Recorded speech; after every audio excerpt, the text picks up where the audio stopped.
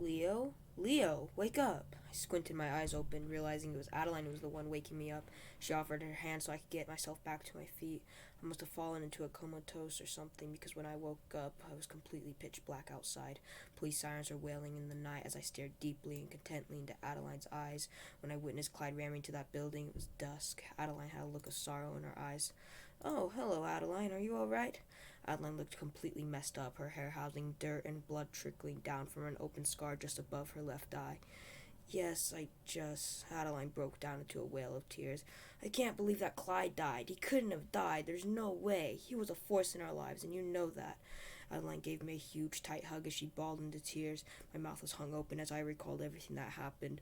The blood from her open scars in various places on her face was trickling down on my shirt and soon onto my lips as we interlocked into a long kiss. I was completely dazed by it. I had no idea I pulled her in for one. Her lips tasted like fresh blood, but I didn't care one bit. I didn't even question the sudden intimacy. I only embraced it. Adeline seemed to not question it either. I was highly embarrassed I even kissed her. She had a boyfriend. How did Adeline kiss me back? "Can I call you Leo just this once? It'll be quick, I promise," Adeline cooed as she moved her arm from my chest to her face to wipe off the salty tears dripping into her mouth. "Of course, you don't need to call me David right now. Leo, I think we would be good together, and I know you think so too." Adeline grazed her hand down my cheek, her hand also covered in blood. "I broke up with Christopher about 2 weeks ago. Well, he broke up with me first, but it doesn't matter. I was thinking of getting with you, a nice, brave, courageous man, and most importantly, a man of character." A smile of hope spread across Adeline's face after she spoke. "So you're asking me if we can date?" I asked as I became incredibly skeptical. "Yes, I want to be with you. I want to have your hand in mine. I want you to be mine. I want to be able to call you mine. And I'm sorry for how I treated you in the past." Adeline tightened her arms around my chest as she dug her face into my sweater.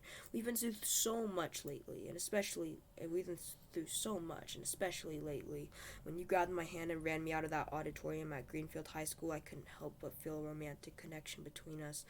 That was such a romantic thing Christopher couldn't ever do. You can't lie and say you didn't feel it too, right?" The dust cloud that was once shadowing the entire area had receded and revealed a cool September night, a night I would never forget. "Yes, you're right, and the fact that you're moving to Greenfield High School by the end of this quarter makes this even better. We can go to school dances and dance all night. We can be the stars of the school without a care in the world." "Yes, don't you see a future between us two? We're the best and cutest match of them all. You can do the things that Christopher couldn't have ever done. You can be the best man any girl could ask for." I didn't realize it, but at that moment I could feel something in the air. Love. True love. Real love. This was all real. Not only did I just have my first kiss, but I was about to have my first girlfriend. A romantic relationship with the girl nobody would have expected me to get with. Two of the Greenfield heroes dating would have been a wild coincidence, but one I was sure to enjoy. "So, is the answer yes? It's fine if you say no." Adeline had a sign of pleading in her eyes. I couldn't disappoint her, and I could feel the connection I had with her on a spiritual level. I realized that I truly loved her, and the future that we had a chance with would be a great one. Adeline's brunette hair shone in the streetlight, swaying gently in the wind. Not only did we both work for City Hall and had drives for answers and justice, but she was a person you could always count on, and right now the girl of my dreams was in my arms. Part of me wanted to say no, but I said yes with ecstasy. The future wasn't now. The future was just beginning, and the next few months were going to be a ride worth going on. A windy one with highs and lows, but overall, it's the road I want to take. I'm sorry for how I treated you in the past before, too. Now that I realize everything, we could really be the best couple ever. I'll make the moments we spend together the best moments of our lives. I still couldn't believe the moment I was living in. I decided to embark on a decision that would change my life forever. Adeline began sobbing as she spoke. "It's okay. I think you really were right." Adeline chuckled through sobs before continuing. "You said one good thing and one bad thing was going to happen."